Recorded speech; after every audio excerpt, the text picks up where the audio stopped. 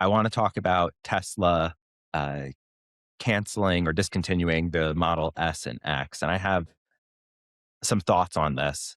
So, Yeah, my initial reaction was like, this doesn't seem great, especially from a consumer perspective. Like, who is interested in specifically a Model S?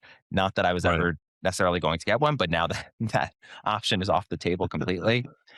But then I was thinking about it a bit more, and I did a bit of a 180 where I felt like this is the right decision. Um, a lot of people on X were posting about how the S and X models make up like 3% of units sold, right, which isn't that relevant of a number because these are luxury vehicles. So, of course, they're going to have less units sold than the right, more popular vehicles. But if you look at the revenue, it really only doubles that number where they make up roughly a little over 6% of Tesla's revenue.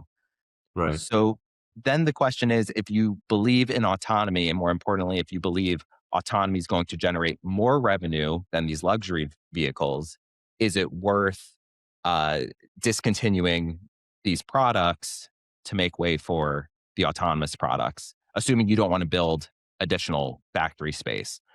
yeah. And I think they made the right call here. I think it was a difficult call, um, but I believe in the Optimus product and the autonomy vision. And looking at the numbers, it seemed like it was right to me. But what do you think?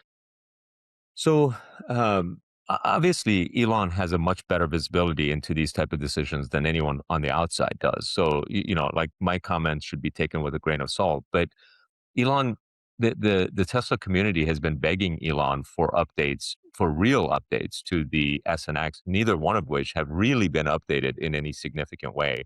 Certainly, the Model 3 and Model Y have both been updated in a very significant way in a much shorter period of time.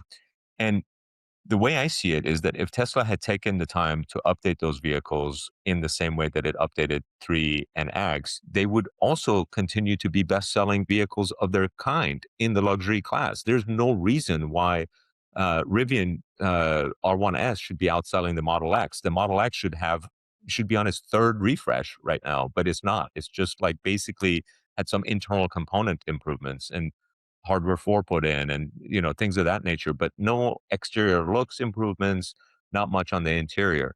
So y- you know what is kind of disappointing for a lot of Tesla vehicle fans is that no matter how successful robotaxis become, I want to own my own car. I want to own my own car that can drive everywhere, and I want to potentially share like my vehicle with my family members, but I don't want to like share it with just random people, right? Sure. So I don't want to be renting some car on a as needed basis. So yes, the future might a significant portion of the future might start going in that direction, but it's going to start out with single digit numbers before it becomes double digit numbers and before it becomes 90% of the market. That we're decades away from that. In the meantime, build more vehicles for God's sake is a lot of people's view on Tesla. I'm one of those people. It's like, why are you giving up the car industry essentially with no new models? You had plans to have a lower cost model. You had plans to have a Roadster 2. You had plans on creating the Semi. Like all of these plans appear to be given up. Even, they've kind of given up on the Cybertruck. They've obviously given up on the S and the X. So now they're down to two vehicles, literally just the Model 3 and the Model Y. And even they seem to be sort of less of a priority than robotaxis um, and Optimus. And this is before robotaxis or Optimus have any revenue for them. So it just feels like jumping the gun.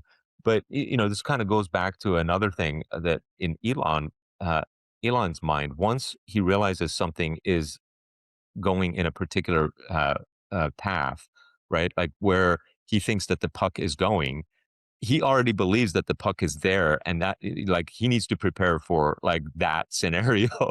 Whereas it might take many years for the puck to get there, and in the meantime, I feel like Tesla could do a lot better if it was just sort of like catering to what the demand is today, but also understanding where it's going. And I feel like Elon doesn't do a great job of doing both. He does a great job of sort of like understanding where the puck is going, but sometimes he's predicting that um, tens of years in advance. Right now, he's talking about achieving what is it, Kardashev level 2 for human society. That's like harnessing the what the more than the solar and the entirety of of a solar system's energy. So we're what, like less than 1 millionth away from from that humanity. I mean, like he's like literally thinking many, potentially hundreds of years out, and that's what he's trying to accomplish. But it's like, dude, we can sell cars in the meantime for the 10 years before we get there. And uh, yeah, it's a little bit too far in advance for me. Where do you think the customers that would have bought the S and X are going to go? Do you think they're going to buy a different model of Tesla, or do you think they're going to go to Rivian or elsewhere?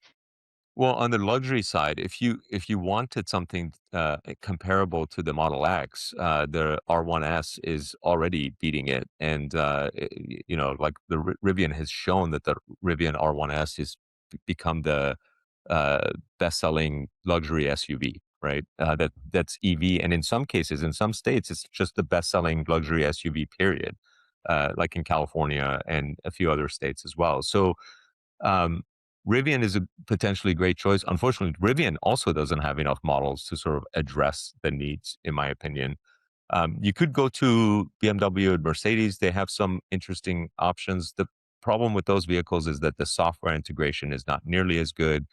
The routing systems for like when you put in a destination, if I want to go on a long trip to like route you through all of the charging stations and tell you how long to wait, charge at each station, those are not as good. So those guys could potentially step up their game and capture a portion of the market, but a pure EV company, besides Tesla and Rivian, doesn't exist that could like really capture that market.